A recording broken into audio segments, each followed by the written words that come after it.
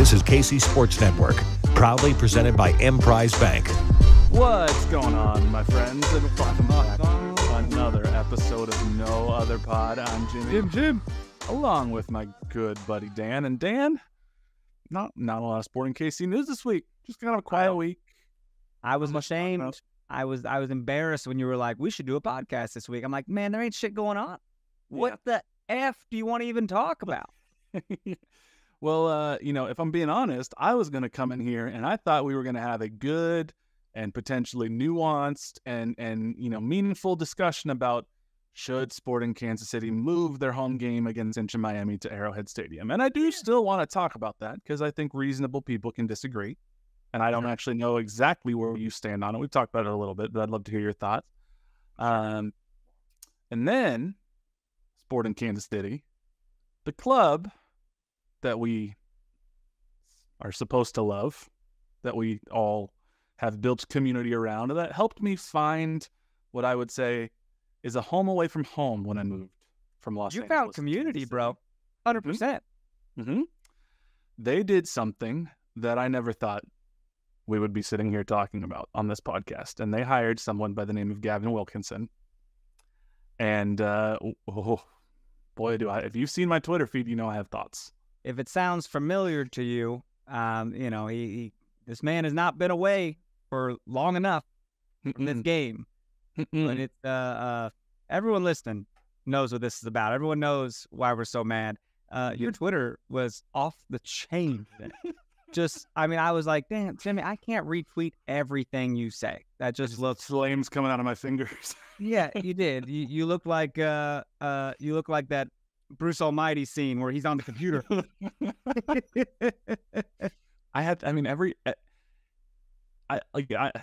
I'm at a loss for words almost. I mean, clearly I'm not because I said a lot on Twitter. But loss for words only because there's a character restriction. That may be true.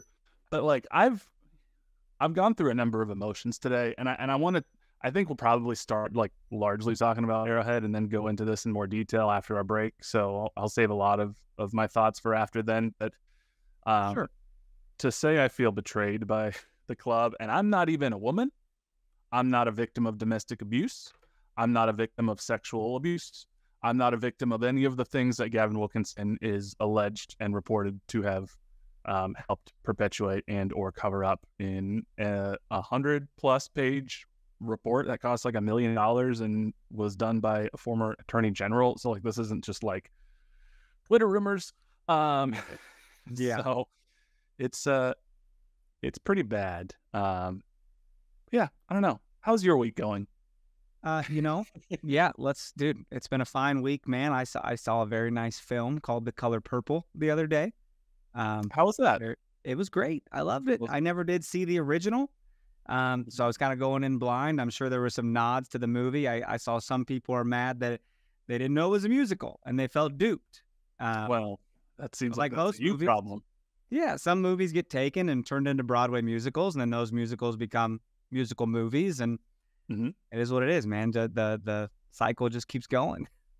If you looked at the cast of the movie, I mean, like Fantasia, come on now. She was great. When I went to the bathroom, halfway through, and I texted my buddy who knows the show, and I was like, "Am I about to cry in this shit?" And he was like, "Buckle up, my friend. Strap it on. Yep, it's about to go down." It did. There were some tears. I'm glad that you were able to see that. Yeah. Hey, we doing? We talked about Jackbox last week, man. We need to get on some Jackbox. We do need to do some Jackbox. I need to find some time. I need to figure out some ways to distract myself from some of these Sporting KC news stories not the most fun thing to cover at the moment. So I know, man. Let's figure that out. Let's you and I talk, and we'll figure out how we can get a Jackbox night or Jackbox party going on with some of our fans. We had multiple people say that they thought it would be a fun time. So yeah, let's do it. Well, in the spirit of Chiefs playoff week, do we jump into this Arrowhead situation? Is that what you want to do? I think that's you got your Chiefs sweatshirt on. Yeah, let's go ahead and do that. And you know what? if you go to sportingkc.com, there's no other major story that should be highlighted and headlining the front page of the website. This is the biggest story. Is that what's on the website right now? It's the main story on the website. I say Geha Field. I've heard it's actually GEHA Field. I'm not sure for sure. It is GEHA, yeah. Yeah, well, I saw it too, and I was like, roll off the tongue. Well, you never hear people say it, right? So you kind of just got to say what you think it is. GEHA Field at Arrowhead. Oftentimes it's just wrong. Yeah, it's one of those things. I mean, it's kind of similar to what they did at the Coliseum where USC plays in LA. It's like, these are kind of historic venues. Coliseum especially even more so than Arrowhead. Like, you refer to it as Arrowhead. You refer to it as the Coliseum. No one's like, oh yeah, I'm going to GEHA Field at Arrowhead. Just like people don't say, I'm going to United Airlines Field at the Los Angeles Memorial Coliseum. Is that what it is? Coliseum, yeah. No, it's pretty dumb. But the news was... Dude, I'm sorry. One of the most historic fields that I think is just great and should never change is Chicago's Soldier Field. It's just like there's so much history there.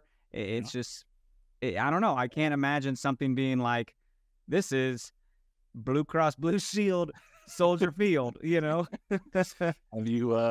you seen the renderings of what they're planning to do with Soldier Field in an effort to try to keep the Bears in downtown Chicago? No, is it named something else now? No, I just want to basically, redesign it. I think maybe make it a dome. An enclosed facility. Like, there's certain things they want to keep the facade to try to keep some of the historic stuff. But yeah, the Bears bought property outside of downtown Chicago, so now Chicago's trying to come up with a way to keep them there. So I don't know. We'll see. Hey, we talked about the Sporting game against Toronto in March a little bit. Do they play in a dome?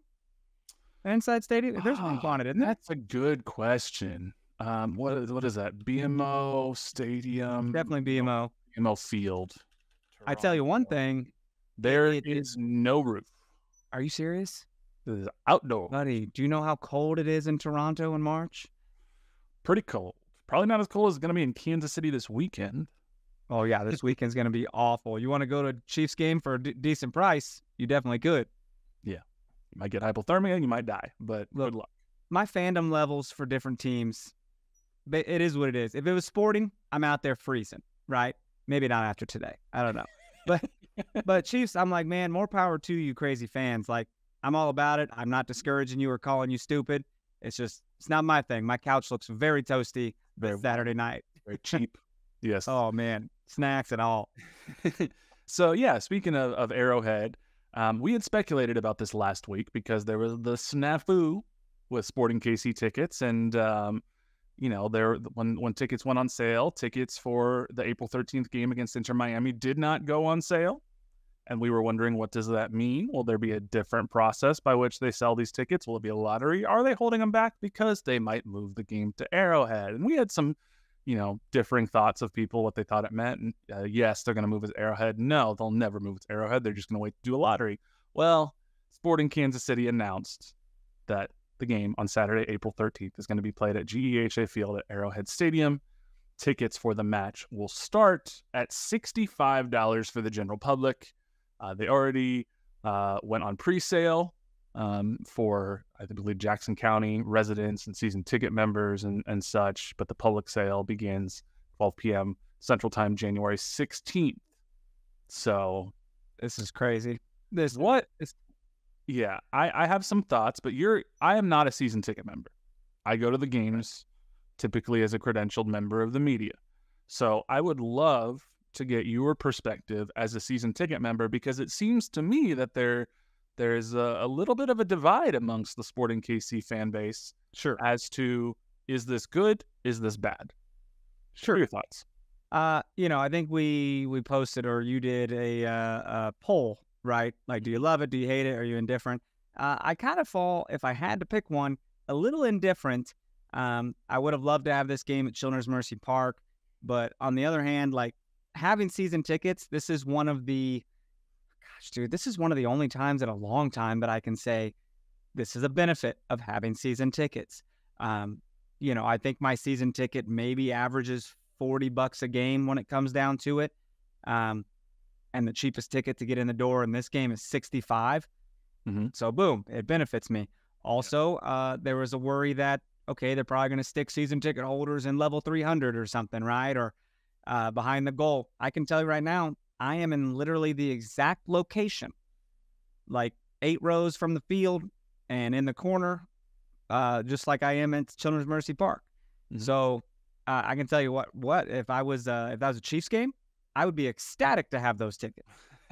Like, those are great seats and very expensive. So now here's another thing. For this kind of game, dude, this is a risk. There's no guarantees Messi even plays. Like, you hope if he doesn't, then it's like all for nothing. And then what? Like, you can't resell your tickets. You can't get your money back. The consumer's screwed. The club's got their money because they sold tickets. You know, it's so we're taking risks by being there. We are. It's going to be very interesting how this all actually transpires. As you mentioned, there is no guarantee that Lionel Messi will actually end up playing in this game. Tickets are certainly not cheap. It mentions that they start at $65. That is presumably for... That's not the cheapest. I mean, that's not a Cauldron ticket. No, that's presumably for like way upper deck 300 level corner where, you know, you'll see the little pink dots running around on the field, and with binoculars you might be able to make out number 10, but you're not going to really know that or see in any meaningful way that it's Lionel Messi. We did do the poll, like you mentioned, and we said, you know, what are your thoughts on Sporting KC moving the Inter Miami game to Arrowhead because of Lionel Messi? And it started off pretty strongly negative. And then it kind of evened out, actually. We ended up with about 36% of people said they're happy about the move. 37% of people, we got 300 votes, by the way, so 36%, a little more than 100 people of the 300 voted say happy. 37, about equal amount, a little more than 100 people said don't like it. And 27% said they're indifferent. So really about an even split across the board. What I've noticed anecdotally in my mentions is it did seem to be season ticket members were the ones who were less likely to be happy about this. A lot of that was a fear, like you mentioned, and like I was concerned about, of where will they put our tickets.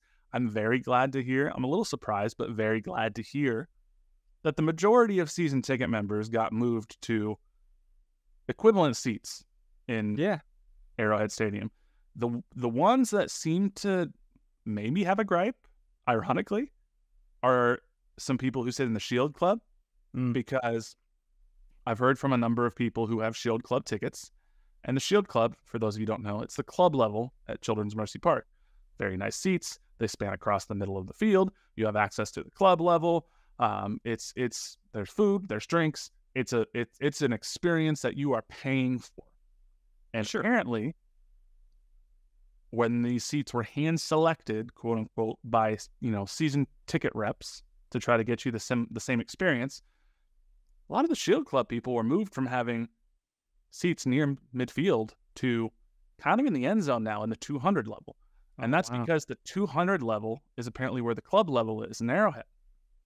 Okay. And one of them who emailed their rep and said, hey, I normally sit midfield, close to the field. Now I'm in the 200 level by the end zone. What's the deal? Can I have seats like what my other seats are?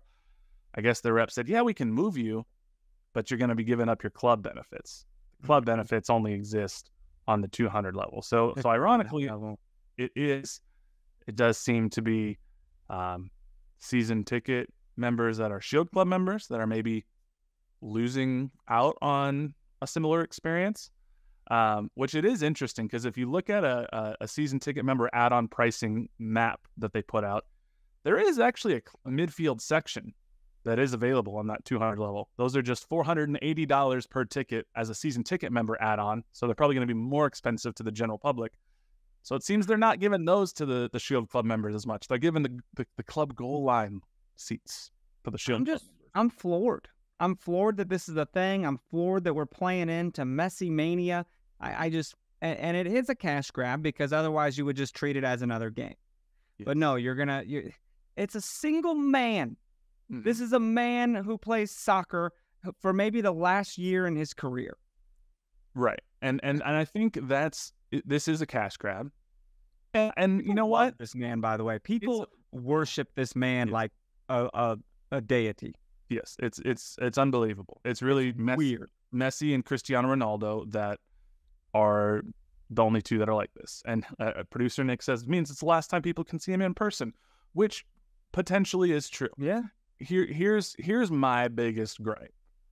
Sporting KC, as they position this, make it sound like they're doing this for altruistic reasons. And the people who are talking about it on behalf of Sporting KC, we're doing this for altruistic reasons. Don't you want the people to come see this man? Shouldn't the good people of Iowa, of Nebraska, of Oklahoma, of Arkansas, of Kansas, of Missouri be able to come together to enjoy the deity of Lionel Messi for the low price of $65 plus fees? Low, and the fees are stupid. So many fees, bro. You know how fees are at Ticketmaster. Yes. And when in reality they know they can make more money doing this. But here's my thing. This is not a sporting advantage for Sporting KC, no pun intended. Sporting Kansas City is giving up a home game in a league match, a competitive league match. They are giving up a home game to a stadium they're not used to playing at, across the state line, where 70,000 people are going to be there, and probably 60,000 plus of them are going to be wearing Messi jerseys, whether they're Miami jerseys or Argentina jerseys or Barcelona jerseys or PSG jerseys or whatnot. They'll be wearing Messi jerseys. And sure, you can say, well, yeah, but if they played in Children's Mercy Park, I'm sure those season ticket members would probably sell their tickets for thousands of dollars and it'd be filled with Messi fans anyway. Maybe. But at least we're playing at our own home stadium. At least the cauldron can be in the cauldron. At least the home locker room is the home locker room. You're in your facilities. And the argument of maybe you can hook some people on Sporting KC and get them to be fans.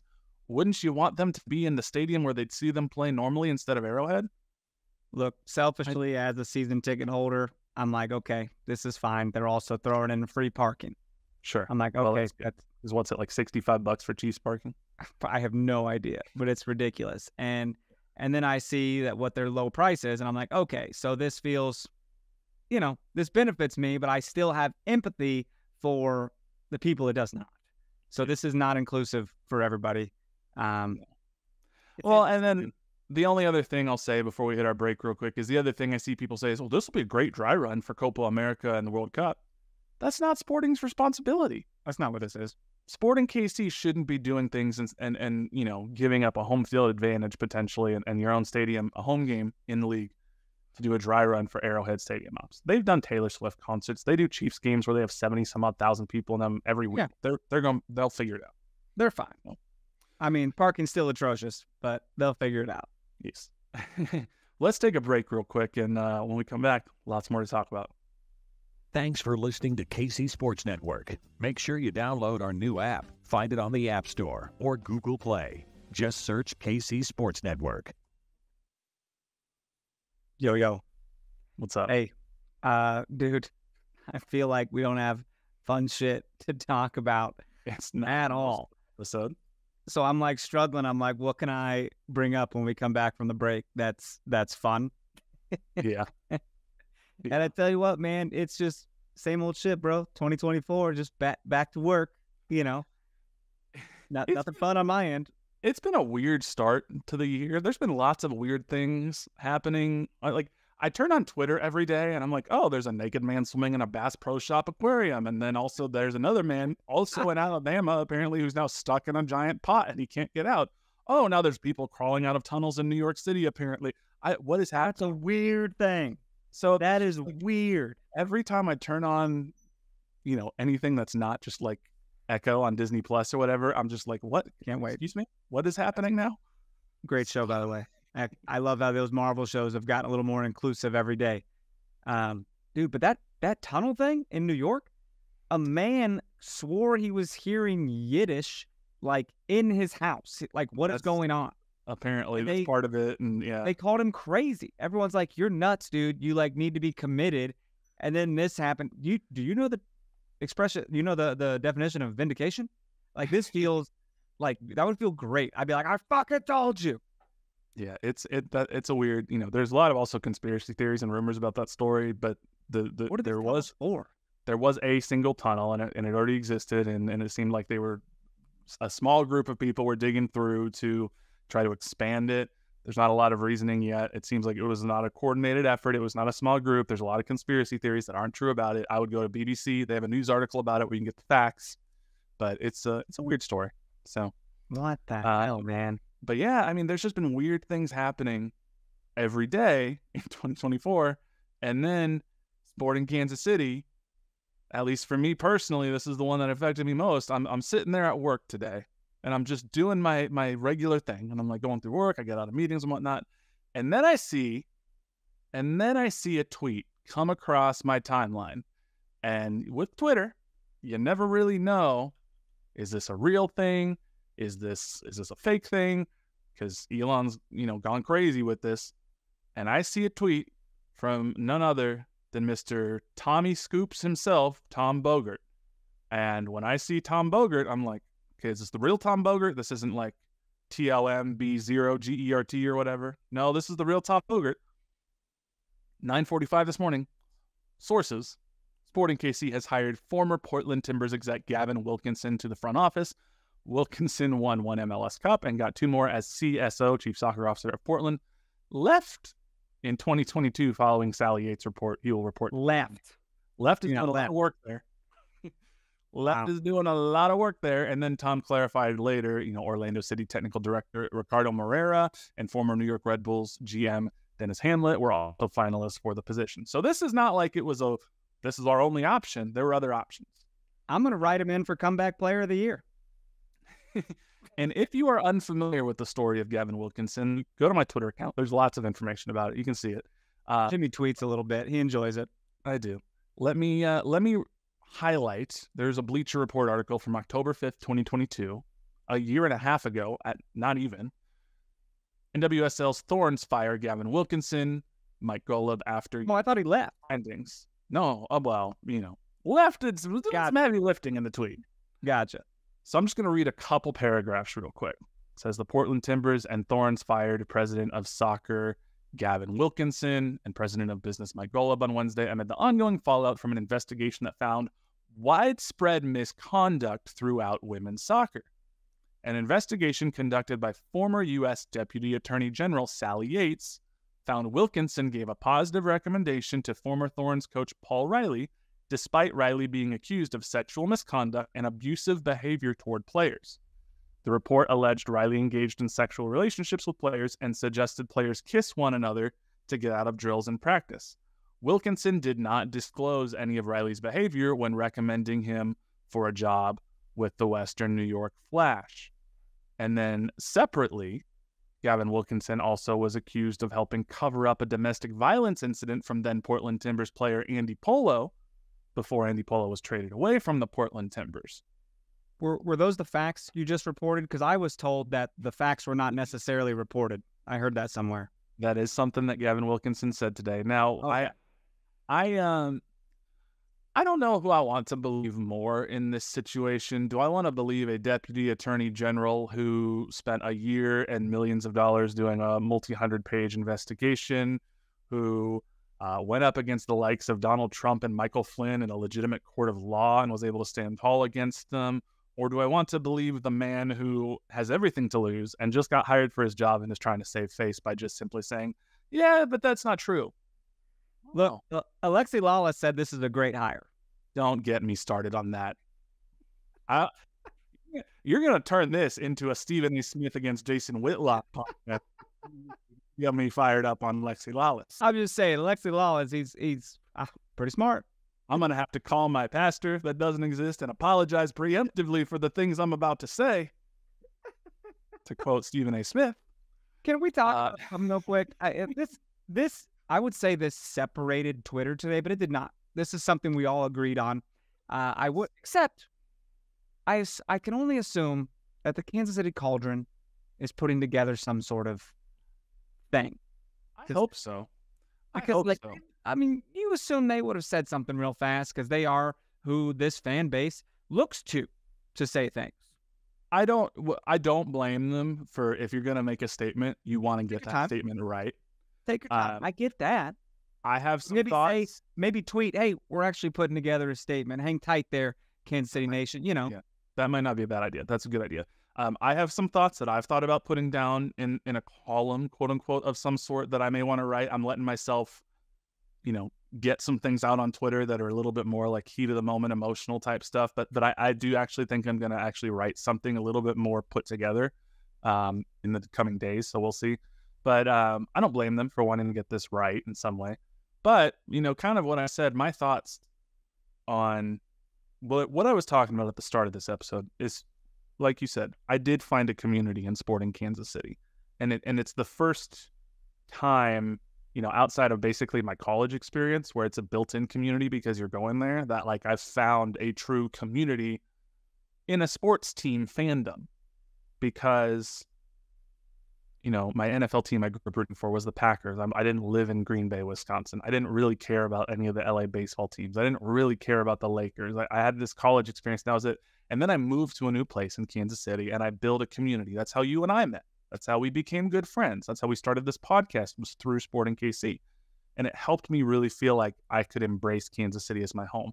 And now I don't know if I can root for this team this club that I truly do care about so much because of the signals that they are sending to me about what is and is not important to them.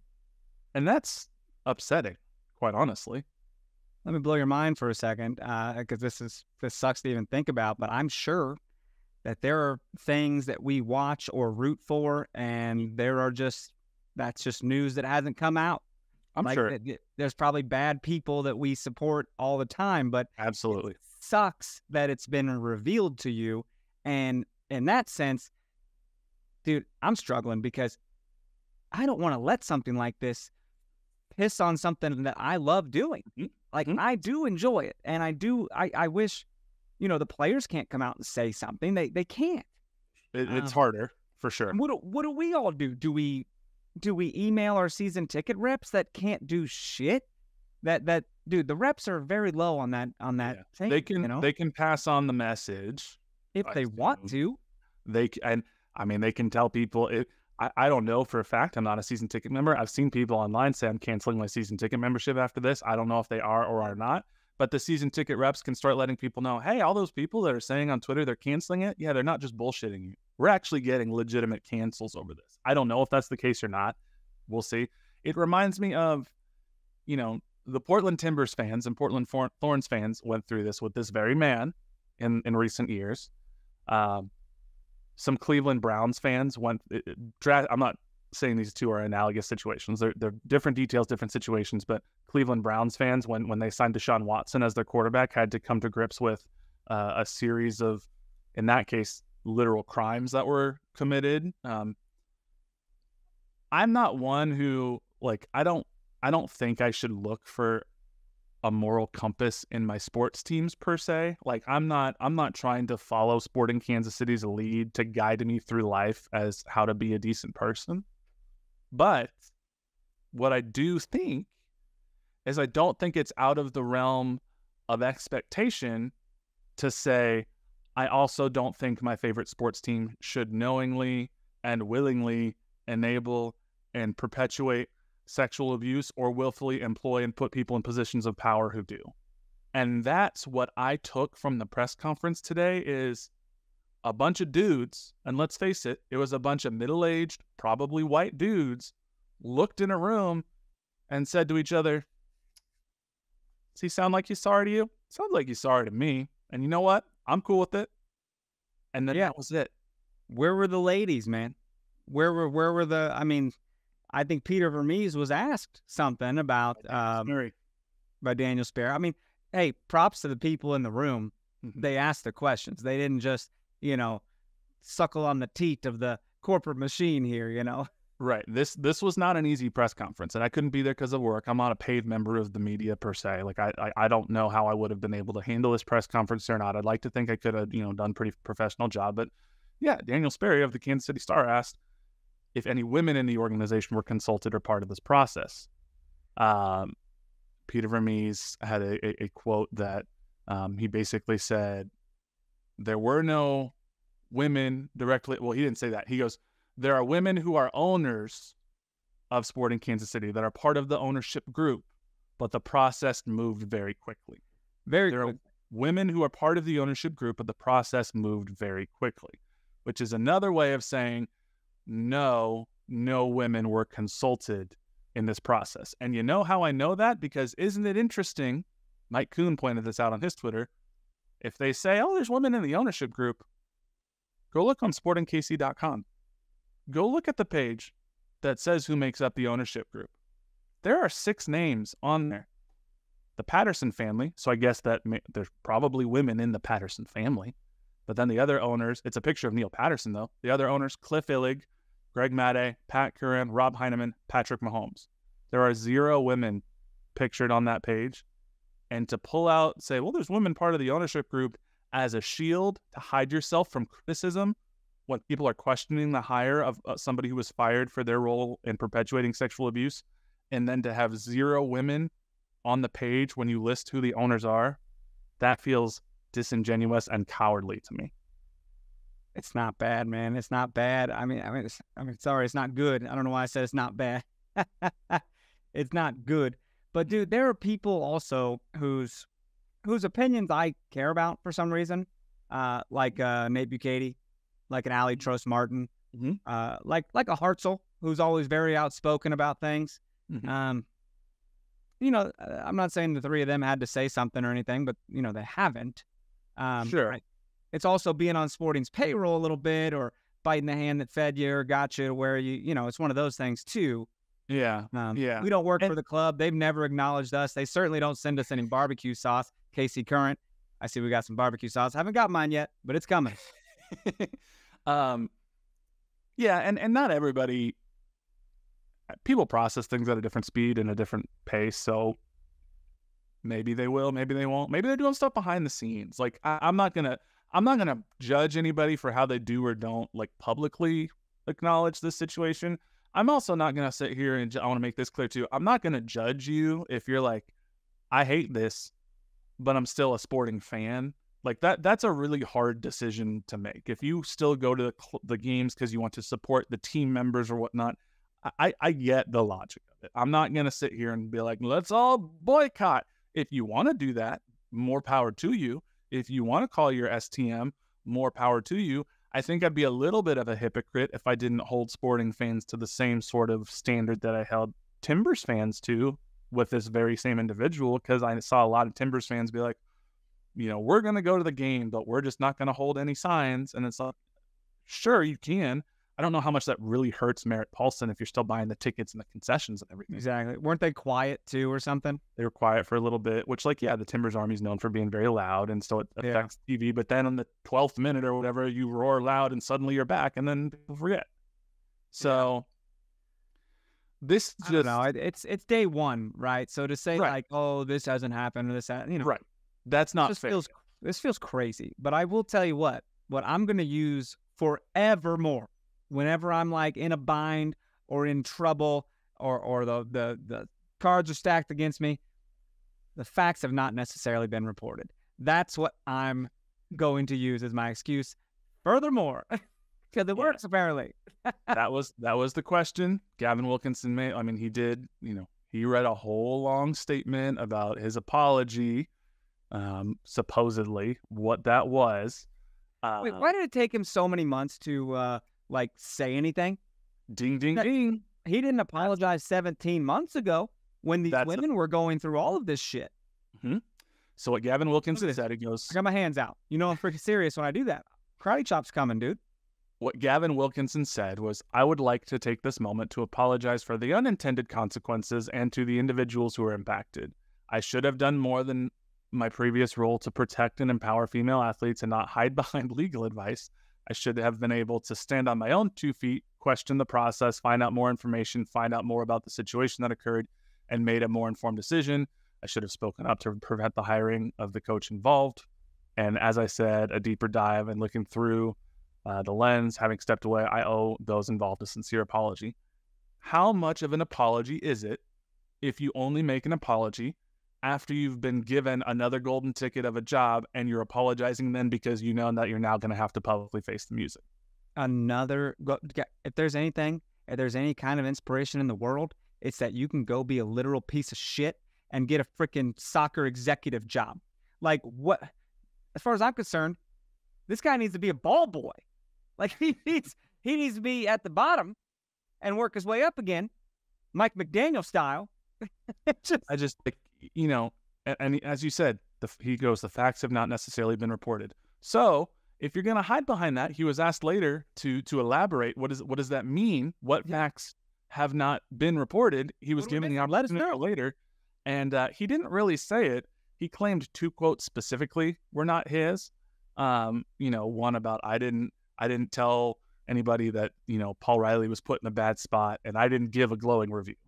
But what I guess I would say is, again, are we supposed to believe this multi-year thorough investigation that reported what they found out and spent $1 million doing so, and apparently was good enough to have him fired from his previous position?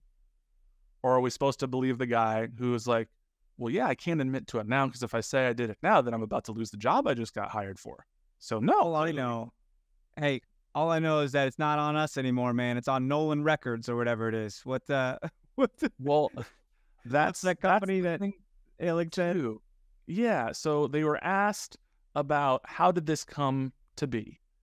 And Cliff Illig said, through comprehensive, rigorous reviews by Nolan Partners, a sports executive recruiting firm, and our Sporting Kansas City review and diligence of both private and public investigative reports, we have concluded that in Portland, there were acknowledged lapses in judgment and that certain aspects of his situation should have been handled differently.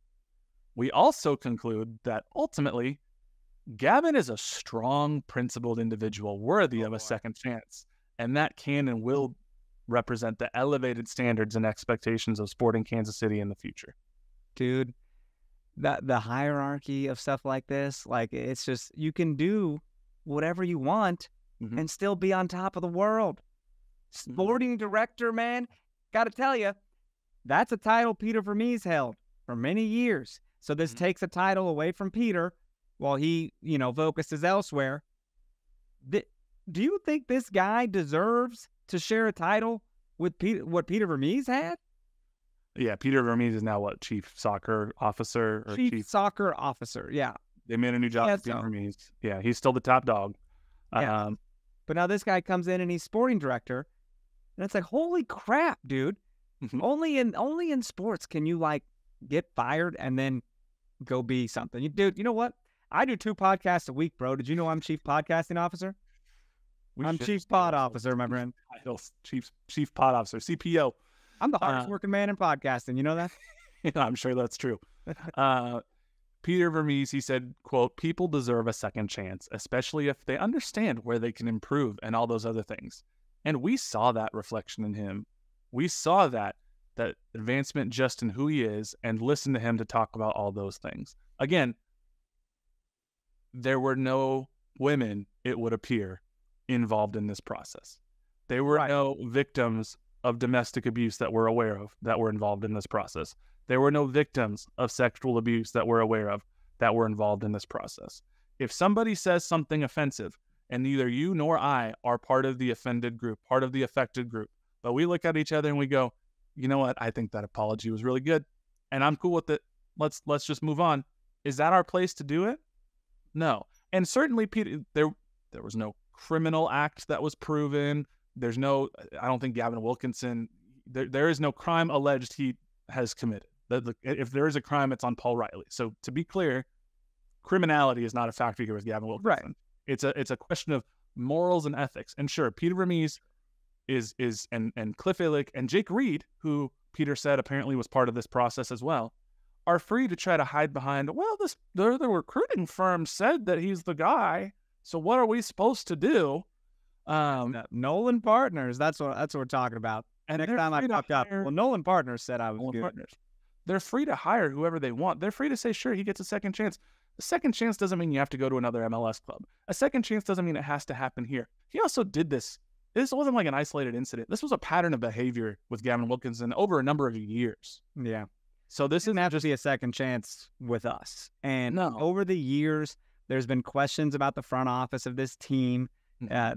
We've questioned how it's just kind of gone downhill over the past 5-7 years, right? Yeah. I mean,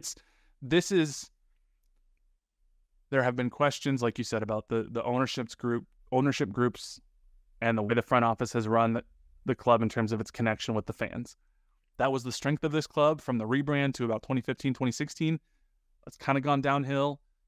It continued to go downhill last year, especially with St. Louis coming into the league and highlighting what it could be like. For some people, it went downhill a little bit more with the Arrowhead Stadium decision, and then this just shattered it for everybody. Universally, I have not seen a Sporting Kansas City fan come out and go, you know what? This is a good move. The only person I've seen it is fucking Alexi Lawless. Yeah, he doesn't count, though. That is not a real person. I'm pretty convinced that it's just not a real person. He is gum on your shoe. But I'm very excited, though, that this is something that has kind of like brought us all together. Mm-hmm. And like, there's not someone being like, it's a great move. No, I really don't think it is. Like, it's great. People are laughing at us. People are laughing at Kansas City. This looks like a completely incompetent organizational move. This and the GEHA field move, people are laughing. People are like, here's Sporting Kansas City milking the teat of the GOAT, Lionel Messi. This is Peter Vermees. He said in his justification for what he was looking for, he goes, quote, "I just got solidified in my thoughts that you need MLS experience, number one. And then it is also very Peter Vermees." Okay. This is when he was asked why Gavin Wilkinson was the hire. Peter Vermees, quote, "I just got solidified in my thoughts that you need MLS experience, number one. And it is also very, very important for that person to be able to lead a room and be able to have a command." This is an editor's note from me. What I think is very, very important, number one, is that the person that you're looking to hire isn't somebody who is alleged to have allowed perpetual sexual abuse to happen. That would be a good starting point. And then I'd be like, okay, you didn't? Awesome. Have you worked in MLS before? Okay, now we can go from there. But if you can't pass that first line, ooh, sorry. We hope, you have a great life, but not here. You think the players are going to want to mess with this guy? They're not going to want to have interactions with this guy? That's a really unfair. The players are put in a really unfair position. It really is, yeah. This is a no-win position for the players because it's you got to shut your mouth if you want a paycheck. Just shut up and dribble, right? It's easy enough from the outside to be able to sit here and say, this is more important than sports. You should be able to speak up, and even if your job is on the line. That's a really hard thing to ask of somebody, especially in a league like MLS where you are not making generational money largely. Dude, Peter has shipped out players for less. Yeah. If this was like, sure, the Lakers hired a piece of shit and LeBron James came out and was like, yeah, no, I'm not with this. That'd be one thing.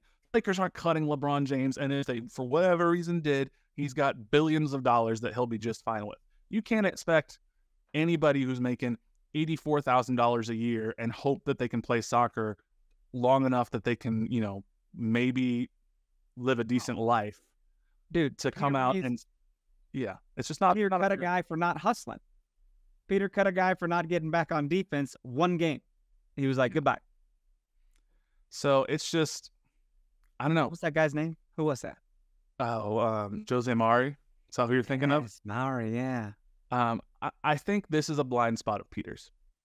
I think Peter is so hell-bent and tunnel-focused on what can I do to get back to the winning ways that I think this club is capable of, that quite honestly, I think he maybe just miscalculated, and that's a very generous term to use here, what this would actually mean to people. And there were checkpoints along the way that could have stopped this. Could have been Cliff Illig, could have been Jake Reed, could have been partners. It could have been any number of people along the way that could have stepped in and said, you know what? I don't know about this one. There are other people who could probably do close to as good of a job, maybe a better job. I don't know. Gavin Wilkinson, how good? I mean, yeah, sure. He won an MLS Cup, but like a lot of people, there's a lot of things go into that. It's not a one-man thing. But they don't have this scandal involved in their past. And I just, Yeah, like I said, I'm disheartened. And, someone mentioned to me on Twitter, everything goes away if you put together a winning team. Fans were forgiving to him for his previous mistakes. That might bring it up, but, the guy must be good or he wouldn't be in the league. I don't actually know that that's the case here. I'm not sure. I think they might lose some people, legitimately. It might. I mean, dude, my wife was real upset about it too. And I looked at her. I said, well, what would you like me to do? What can I do? Mm-hmm. Is this something where we need to cancel season tickets? And we were just talking about it. And it's like, it pissed us off more to let something like this affect a sport we love to watch. Sure. And so it's just like, it's confusing. I hate that you hate to even give half an hour to this person, but because it's not going to change. They're not going to be like, oh, we got a lot of Twitter backlash. Sorry, Gav, you got to go, baby. Like, it ain't going to happen. He's here. I mean, it could.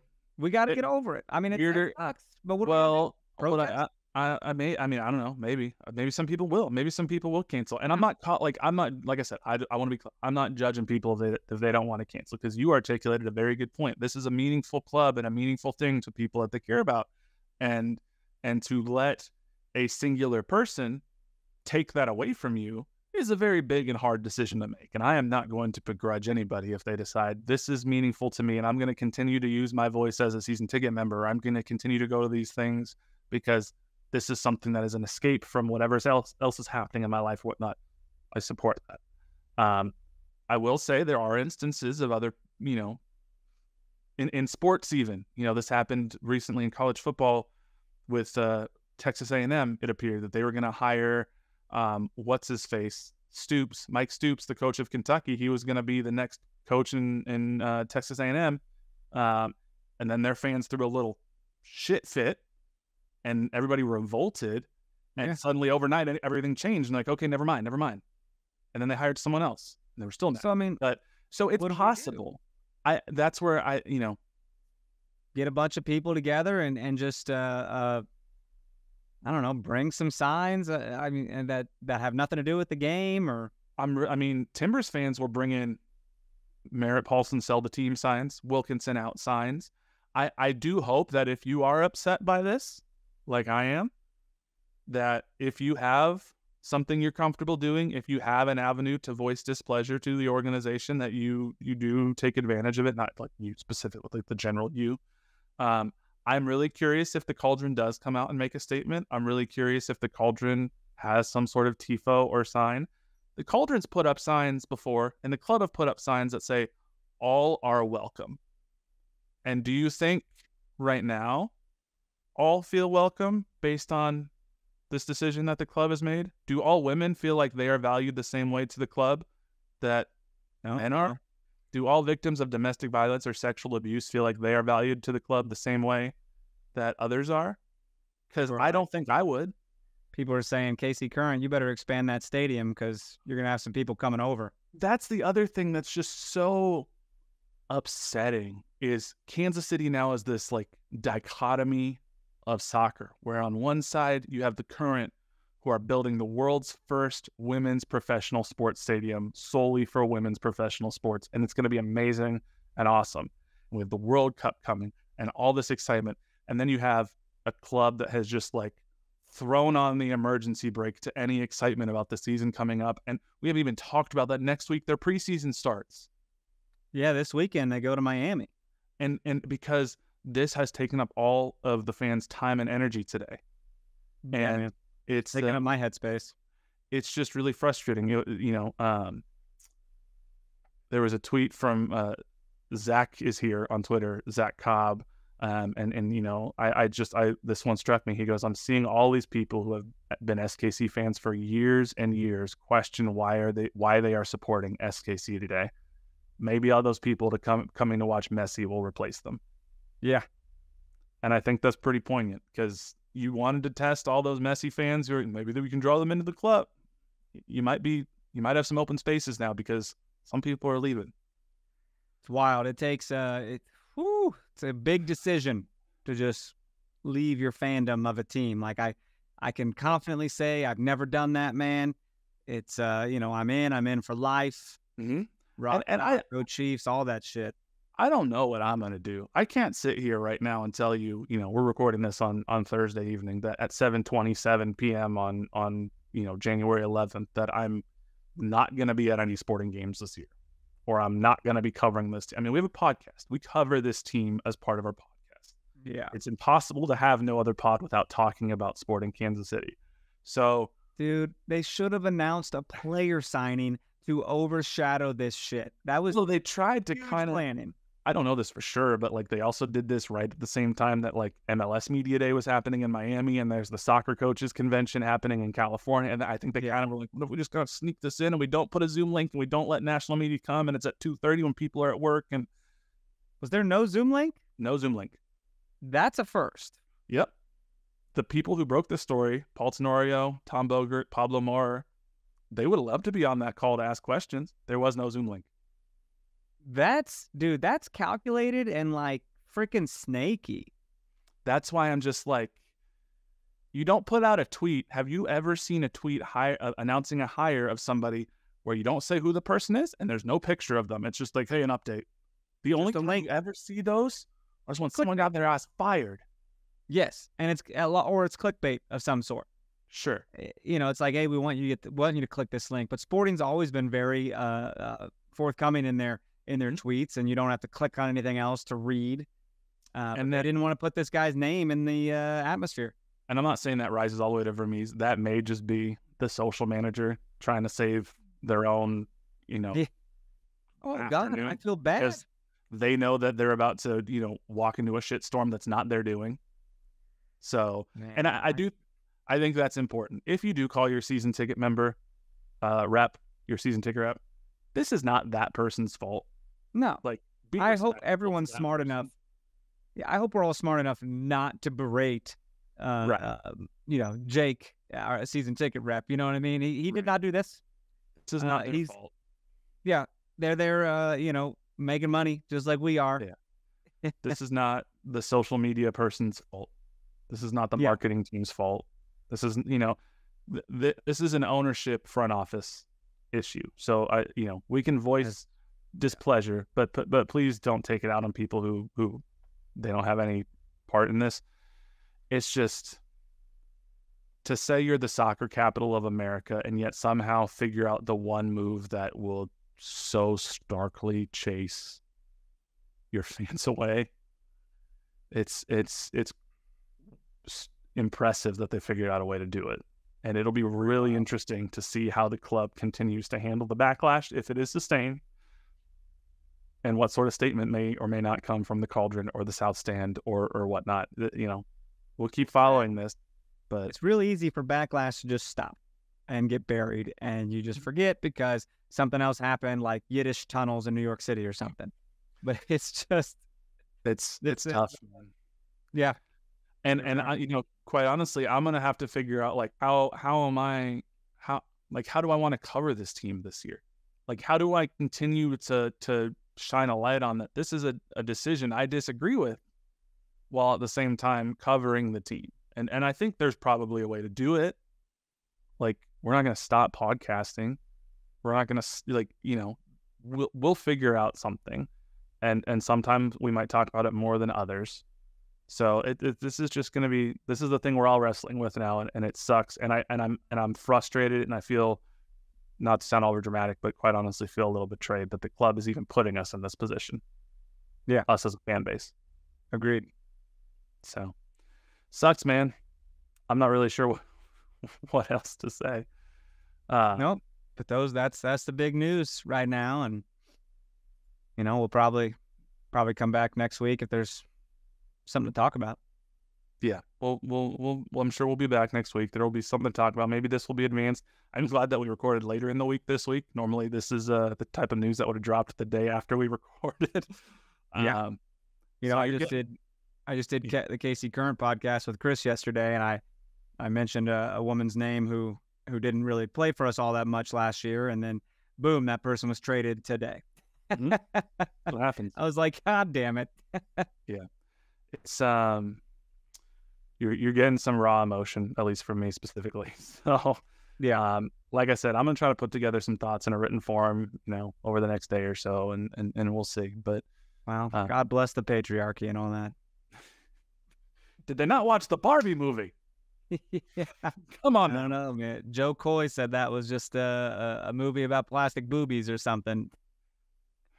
What a stupid freaking host for the Golden Globes. I was so disappointed. It's so bad. Well, anyway, my friend, do you have anything else you want to cover today on this episode? No, man, not at all. Well, thank you all so much for listening. I mean, hey, let us know your thoughts. How does this impact you and your fandom? What do you think about it? If you're canceling your season tickets, let us know. If you're not, let us know why. And I'm, just like, how does this impact your fandom? I'm genuinely curious. Yeah, what do we do? Is this like starting a movement of some sort? Like, what do we, how do we voice, what kind of options are there? Of angry men and women. You didn't think I'd pull out a Les Mis reference in this episode, did you? That's good, dude. Got me excited.